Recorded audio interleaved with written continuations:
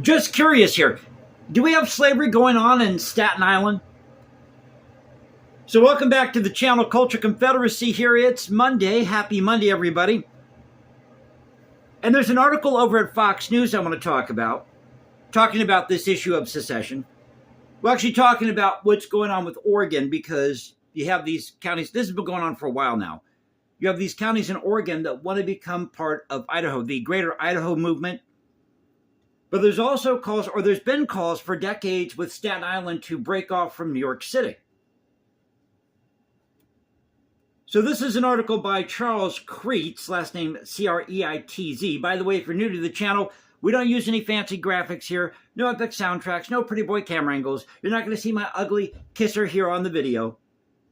We talk about the news of the day, maybe a tinge of politics, preserve great art, music, history, and culture. That's what we do on the channel. But this issue of secession, it's not going away. It's been with us since day one, since 1776, because we seceded from Great Britain. That's what we did in 1776. So the title of the article, Conservative Portion of Blue State Looking to Break Off and Join Neighboring Red State. Decades-long calls for Staten Island to secede from New York are growing louder again, too. So it says here, Oregon's ideological fault lines exposed during the anti-police riots of 2020 are again coming to the fore as the Greater Idaho Movement looks to sever the conservative geographic majority of the state from its urban progressive movement. This movement has always been about the people of Eastern Oregon getting their voice heard and helping those communities get the kind of state-level governance they actually want, Executive Director Matt McCaw told Fox News Digital. If the Oregon legislature truly believes in democracy, they will honor those voters' wishes and move forward on making a border change happen. Which is what they should do. Actually, these counties should break off and form their own state. That's what they should do. Instead of joining Idaho or have this Greater Idaho Movement, you should break off and create your own state. But given that Idaho is an established state, has its own economy, it's got a lot of resources. Probably makes more sense to join Idaho. But similar attempts at secession have produced mixed results in U.S. history. Earlier this month, State Representative Mark Owens, Republican Maher, I think it is, put forward HB 3844, the measure that creates and directs a task force to document the impacts of relocating the Idaho border to include about 13 eastern Oregon counties. It requires a report to be presented to lawmakers in Salem. He did not respond to a request for comment. So what I really want to focus on are the comments over this article. Because, of course, they bring up the Confederacy. But in this article, they do talk about what's going on with Illinois. What happened with West Virginia. Remember, West Virginia seceded from Virginia. I believe in 1863.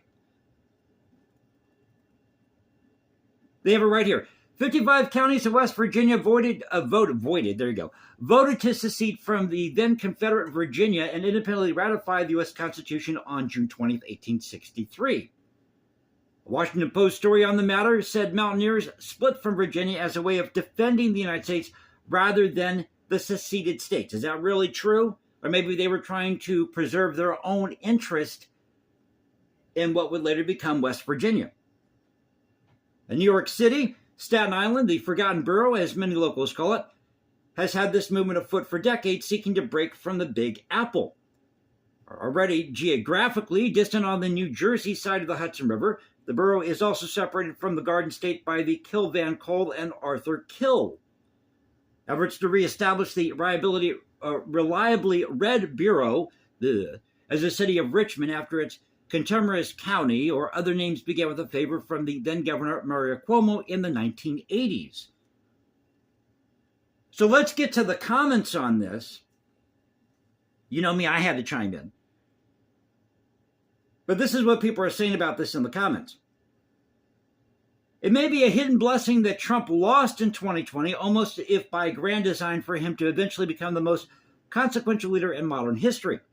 He's had 4 years to reflect on his first term and start anew as much wiser and honed person with a completely new team.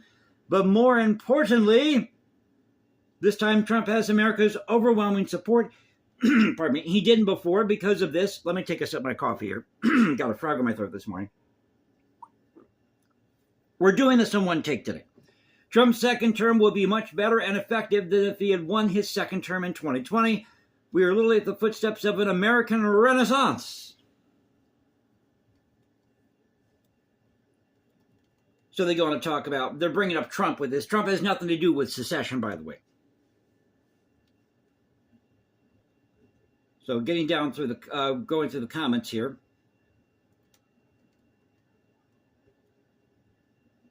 As long as patriots have PB, America is not lost. I'll go further. America is an idea, a country with liberty and justice for all. If the Dems secede and destroy America as we know it, they will never be able to destroy the idea. We're not a country, we're a federal republic made up of independent and sovereign states. That was the whole point.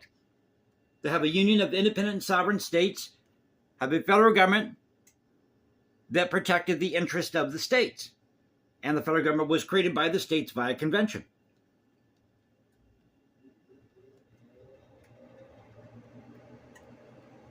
So, just as I'm going through, because there's a big chunk of these that have to deal with secession or talk about secession here.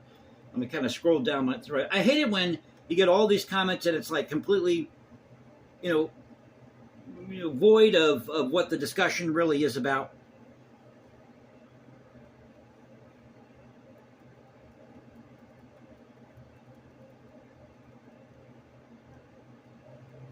When the progressive wall of information was finally broke through and the truth started getting out to people that their fake world started dissolving, the damage they did is immense and we must push it out of our nation. The progressive era, the progressives are a very small amount of people that over the years have blah, blah, blah, blah, blah. Their grammar's a little off there. Okay, where are these comments on secession, damn it?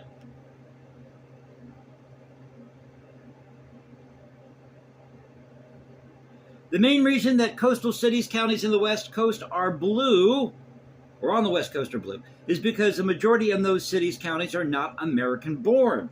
I don't know about that. I mean, I lived in Northern California. If you get past the Bay Area, go into the Sierra foothills and kind of that area, it's a little more conservative.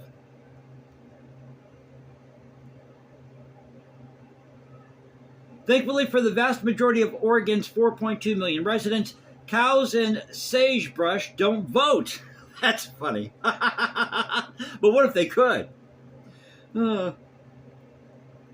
DOGE, the 50-state initiative. This is big city politics ruling over rural areas. They have different lifestyles and beliefs, so this is totally understandable. I support this rearrangement of the states, and I've been hoping Washington State will do the same as Oregon and join Idaho.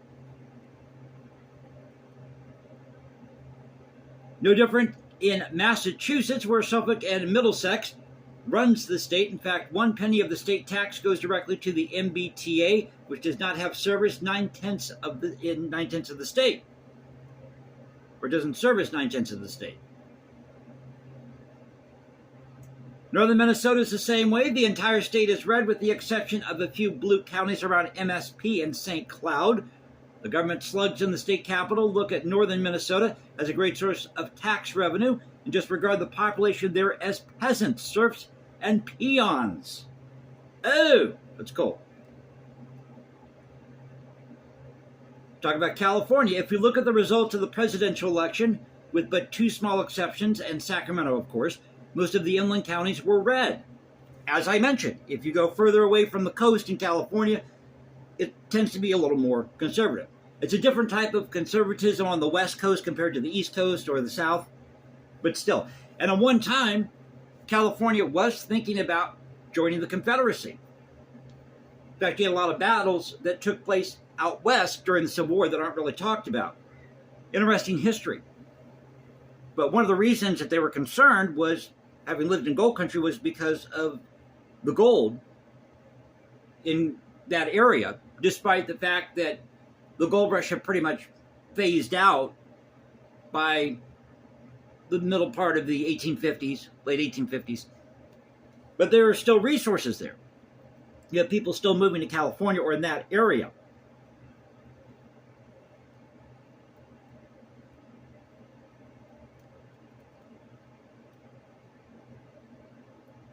So there's a lot. Go check this out. The comments over at Fox News. Like I said, I was trying to look for these comments that specifically talk about, the South and the Confederacy, secession.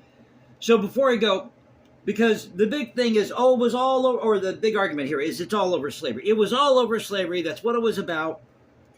You can't have secession without slavery, and that isn't true.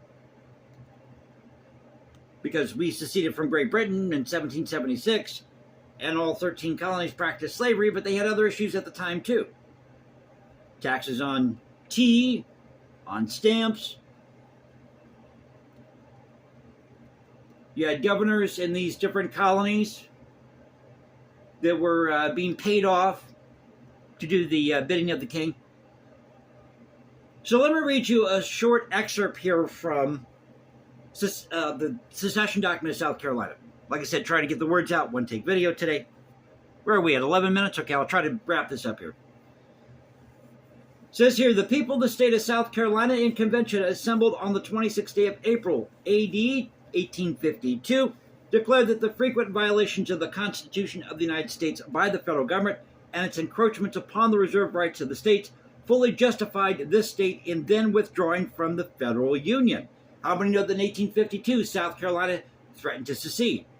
But in deference to the opinions and wishes of the other slave-holding states now, she forbore at that time to exercise this right. So they held off for nearly a decade from seceding. They threatened to do it in 1852. They didn't do it, on advice of the other slave-holding states, and they waited out the best they could to the last minute. So they just couldn't take it anymore. And now the state of South Carolina, having resumed her separate and equal place among nations, deems it due to herself and to the remaining United States of America and to the nations of the world that she should declare the immediate causes which have led to this act. Now, you would think the next couple paragraphs talk specifically about slavery and nothing but slavery. That's not the case. They talk about the Declaration of Independence, what happened on July 4th, 1776. That the colonies are and of right ought to be free and independent states, and that is free and independent states. They have full power to levy war, conclude peace, contract alliances, establish commerce, and do all other acts and things which independent states may of right do. They further solemnly declared that whenever any form of government becomes destructive of the ends for which it was established, it is a right of the people to alter or abolish it and to institute a new government, deem the government of Great Britain to have become destructive of these ends. They declare that the colonies are absolved from all allegiance to the British Crown and that all political connection between them and the state of Great Britain is and ought to be totally dissolved. So the issue is state sovereignty. That's the argument that South Carolina is making. We are our own state. We might be a slaveholding state or have slavery in our state, but we are, first and foremost, we are sovereign and independent as we were in 1776, as we were during the Articles of Confederation. And then we have the right to protect our interest, whatever that interest might be. People say, well, they're trying to protect their domestic institutions. Well, institutions is plural. So if you have institutions being plural, or that word is being used in the plural sense, then that would indicate that it's more than just slavery. Domestic institutions, not domestic institution. Just like saying, well, when they seceded, it was the United States, as a whole. No, it was these 13 colonies, which were in the process of becoming states, that seceded from Great Britain. That these states, not state, but these states are sovereign and independent, and they retain that right to to carry out commerce, levy war, you name it. So I hope you enjoyed the video. If you did, thank you for being with me. Let me know in the comment section below. You can follow me at Instagram, #JasonComposes, because I write music in my spare time. You can also go to X, Culture Confederacy, at Culture Confed1 on X. Now you can find me at Substack. This is the Culture Confederacy saying peace out, stay safe, everybody. God bless this thing called the United States. I'll catch you next time, and you all have a great Monday. Take care.